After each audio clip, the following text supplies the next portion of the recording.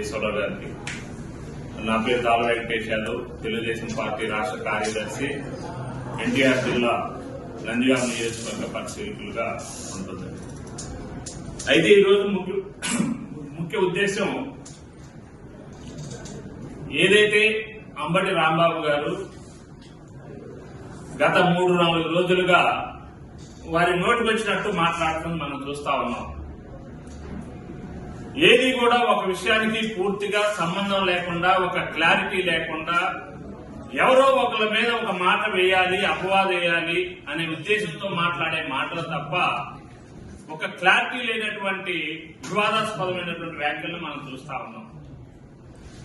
ఈ రోజు కాదు, తెలుగుదేశం పార్టీ పుట్టినప్పటి నుండి కూడా ఈ రాష్ట్రంలో బడుగు బలహీన వర్గాల వారి కోసమే కాదు, ప్రతి ఒక్కరి యొక్క ఆదరాభిమానాలు పొందినటువంటి పార్టీ తెలుగుదేశం పార్టీ.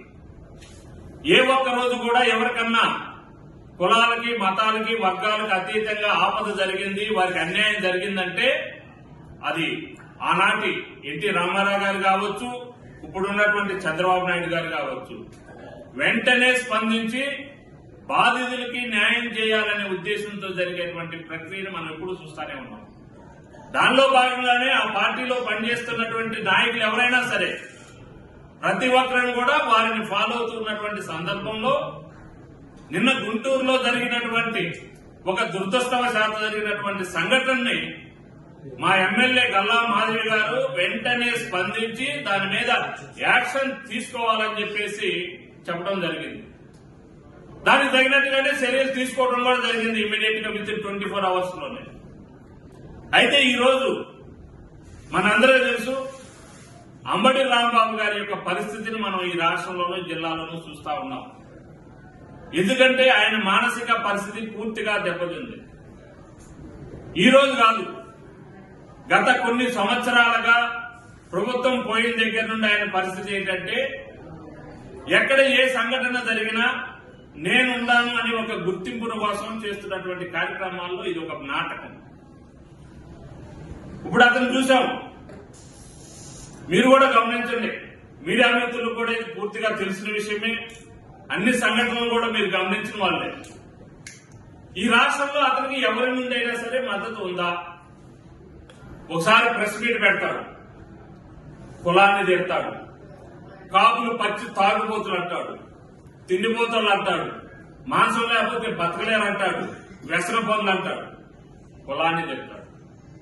ఆ కులం కూడా ఒక్కళ్ళు కూడా పార్టీలకు అతీతంగా వైఎస్ఆర్సీపీలో ఉన్నటువంటి కాపులు అవ్వచ్చు, తెలుగుదేశం కాపులు అవ్వచ్చు, జనసేన కాపులు అవ్వచ్చు, బీజేపీ కాపులు అవ్వచ్చు, రాజకీయ పార్టీలకు అతీతంగా ఏ ఒక్క కాపు నాయకుడు కూడా అతనికి మద్దతు ఇచ్చే పరిస్థితి లేదు ఈరోజు. మరి పార్టీలు ఏమన్నా అతనికి కొద్ది గొప్ప గౌరవం ఉందా అంటే మనం చూసాం. ఈ యొక్క రాష్ట్రంలో వైఎస్ఆర్సీపీ పార్టీకి అధినేతగా ఉన్నటువంటి జగన్మోహన్ రెడ్డి తర్వాత 2వ స్థానంలో ఉన్నాడని చెప్పేసి వాళ్ళందరూ చెప్పుకుంటున్నటువంటి సందర్భంలో పెద్దిరెడ్డి రామచంద్రారెడ్డి 2వ వార్డు అనేది అందరూ చెప్పుకుంటున్న మాట.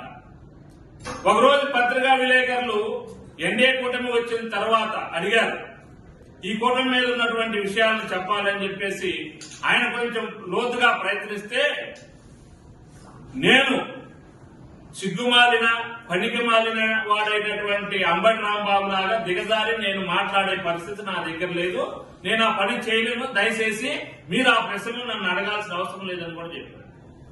అంటే కులంలో గౌరవం లేదు, నీ పార్టీలో గౌరవం లేదు. చివరికి 2024లో నువ్వు సత్తెనపల్లిలో పోటీ చేస్తే నీ మీద ప్రత్యర్థిగా పోటీ చేసినటువంటి కన్నా లక్ష్మీనారాయణ వారు చాలా మంది విలేకరులు అతని మీద మాట్లాడమని అడిగితే, ఆ యదవ గురించి నేను మాట్లాడటం ఏంటి అని చెప్పేసి ఎలక్షన్ అయిపోయి గెలిచిన తర్వాత కూడా ఒక్కరోజు కూడా కన్నా లక్ష్మీనారాయణ ఇలాంటి దిగజారుడు వాడి మీద ఒక్కరోజు కూడా ప్రెస్ మీట్ లో మాట్లాడాలి, కనీసం అతని పేరు కూడా ఉచ్చరణలోకి తీసుకురావాలి. అది అతని క్యారెక్టర్. అలాంటి అంబటి రాంబాబు గురించి ఈ రోజు మళ్ళా ప్రెస్ మీట్ లో మాట్లాడవలసిందంటే మాకే చిగ్గుగా ఉంది. కానీ తప్పదు, కొంతమంది దుర్మార్గులు వారి ఇష్టానుసారం సిగ్గు శరం మానవత్వం వదిలేసి మాట్లాడుతూ ఉంటే ప్రజలు కూడా అది నిజమే అని నమ్మే పరిస్థితుల్లో ఇవాళ సమాజంలో చాలా మందిని చూస్తా ఉన్నాం. కాబట్టి ఇలాంటి దుర్మార్గుల్ని వారు మాట్లాడే మాటల్ని ఖండించకపోతే మేము కూడా తప్పుడు వాళ్ళమయ్యే పరిస్థితి ఉంది. కాబట్టి ప్రజల దృష్టికి ఈరోజు మేము తీసుకొస్తా ఉన్నాం. అదే కాదు, ఈరోజు మనం చూస్తా ఉన్నాం, ఏదో ఈ యొక్క ప్రభుత్వంలో అన్యాయం జరిగిపోయింది అని చెప్పి చాలా మాటలు మాట్లాడుతున్నారు ఈ వైఎస్ఆర్సీపీ ప్రభుత్వం. మేము అడుగుతా ఉన్నాం వీళ్ళని, 2019-24లో జరిగినటువంటి అనేక దుర్ఘటనలు సంఘటనలు మేము గుర్తు చేస్తా ఉన్నాం.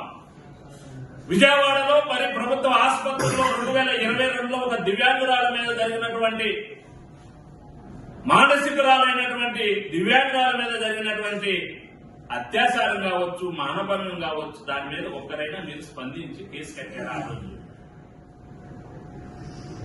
అంటే పుణ్యం తెలియనటువంటి గుంటూరులో బీ ఫార్మసీ చదువుకుంటున్నటువంటి మహిళని దారుణంగా హత్య చేస్తే ఎన్నో కుల సంఘాలు, ప్రజా సంఘాలు వచ్చి వాళ్ళకు మద్దతు తెలిపితే కనీసం మీరు ఏ రోజైనా స్పందించారా అని మేము అడుగుతాం.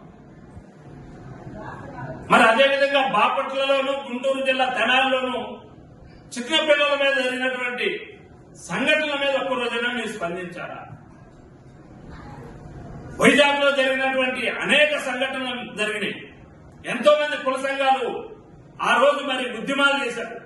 ఒక్క రోజైనా మీ పార్టీ తరఫున కానీ, మీ పార్టీ మహిళలు కానీ, మీ నాయకులు కానీ స్పందించారా? కాబట్టి ఈ రోజు ఈ యొక్క పార్టీ ఉనికిని కాపాడుకోవటం కోసం, మరీ ముఖ్యంగా ఈ అంబటి రాంబాబుకి ఎక్కడా కూడా ఈ రోజు బతుకుదేడు పరిస్థితుల్లో ఉన్నాడు. కాబట్టి జగన్మోహన్ రెడ్డి దగ్గర అతను ఏదో ఒక మెప్పు తెచ్చుకోవాలి. భగవంతుడు అతనికి ఒకటి ఇచ్చాడు, నోరు ఒకటి మాత్రం చక్కగా ఇచ్చాడు. ఆ నోరు భగవంతుడు మంచి కోసం ఇచ్చాడు, కానీ ఈ దుర్మార్గుడు దాన్ని అనేక రకాలుగా వాడుకుంటా ఉన్నాడు. దాన్ని మంచికి వాడేదానికి బదులుగా చెడుకి ఎక్కువ శాతాన్ని ఉపయోగిస్తా ఉన్నారు.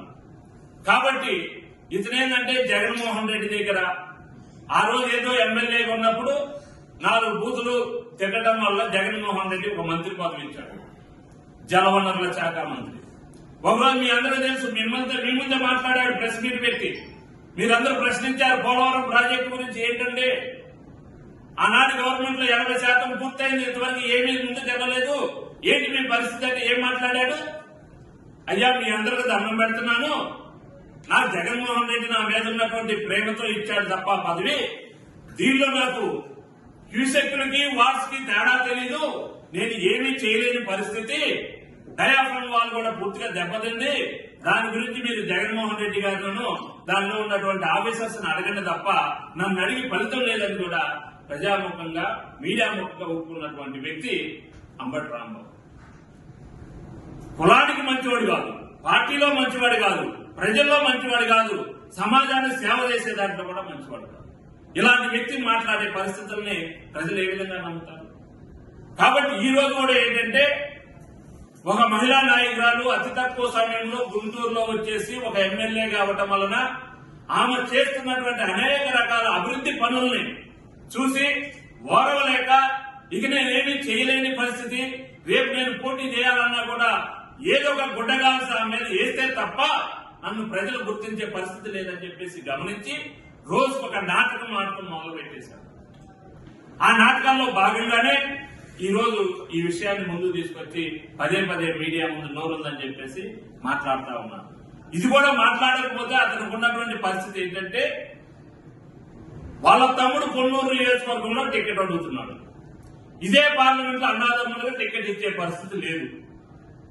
అందుకని ఇతను నేను ముందుండాలి నా తమ్ముడు కన్నా అని చెప్పేసి తమ్ముడు ఒక దుర్మార్గపు విషయాల్లో కొన్నూరులో నరేంద్ర గారి మీద అనవసరమైనటువంటి అపవాదులు. ఎవడన్నా ధరకి రైతులు ఆ రోజు 2200కి, 2400కి, 2300కి కొంటున్నారు అన్నప్పుడు 1800కి ముందుగానే కొనేసి రైతులకి ఆదుకున్నటువంటి వ్యక్తి నరేంద్ర గారు ఆ రోజు. కానీ తర్వాత నువ్వేదో చేయాలని ప్రయత్నం చేసి ఒక్క బారిన పడ్డాడు వాళ్ళ తమ్ముడు. అయితే ఇదే పరిస్థితుల్లో నేను ఎక్కడ ఎడకపోతున్నానని చెప్పేసి ఇతను మొదలైనటువంటి పరిస్థితిని మనం చూస్తా ఉన్నాం. అందుకే ఈ రోజు కూడా చెప్తా ఉన్నాం, జగన్మోహన్ రెడ్డి అనే వ్యక్తి అంబటి రాంబాబుని 2029లో పావుగా వాడుకునే వాళ్ళలో ముందు వరుసలో అంబటి రాంబాబు ఉన్నారు. ఇలాంటి సంబంధం లేని భాషతో మాట్లాడిన వ్యక్తికి ప్రజలు సుముఖంగా లేరు కాబట్టి నీకు నేను టికెట్ ఇవ్వలేకపోతున్నానని చెప్పేసి చాలా బ్రహ్మాండంగా చక్కగా కూడా ఇలాంటి నోటి నుండి వచ్చినటువంటి దుర్భాషల్ని అడ్డం పెట్టేసి రేపు జగన్మోహన్ రెడ్డి టికెట్ కూడా ఇవ్వడు. అది కూడా అంబటి రాంబాబుకి తెలియాలి. కాబట్టి మేము ఒకటే తెలియజేస్తా ఉన్నాం, అంబటి రాంబాబు ఒళ్ళు దగ్గర పెట్టుకుని భాషని దగ్గర పెట్టుకుని ఈ రాష్ట్ర ప్రభుత్వంలో ఎన్డీఏ కూటమిలో జరుగుతున్నటువంటి అన్యాయాలు ఏమన్నా ఉంటే నువ్వు ప్రశ్నించి దమ్ముంటే, లేదంటే సభావేదికకు రండి, మేము సమాధానం చెబుతాం. అభివృద్ధిలో ఈ రాష్ట్రంలో ఈ 2 సంవత్సరాల్లో మేము ఎంత అభివృద్ధి చేశామో మేము చెప్తాం. చేతగాని ప్రభుత్వం మాది కాదు, మీది చేతగాని ప్రభుత్వం. ఏ రోజు సవాలు చేసినా ఒక్కరోజు కూడా మీరు ముందుకొచ్చి సమాధానం చెప్పలేని పరిస్థితిలో 1924 ఉన్నారు. కాబట్టి వాటిని అన్నిటి మీరు దృష్టిలో పెట్టుకుని అంబటి రాంబాబు మరోసారి ఇట్లాంటి పిచ్చి పేలాపనలు చేయకుండా మా యొక్క నియోజకవర్గ ఎమ్మెల్యే గల్లా మాధవి గారికి ఈ రాష్ట్రమే కాదు, ఈ నియోజకవర్గం కాదు, బడుగు బలహీన వర్గాలు అందరం కూడా ఆమెకు అండగా ఉన్నామని చెప్పేసి తెలియజేస్తూ అంబటి రాంబాబు గారిని హెచ్చరిస్తా ఉన్నాం.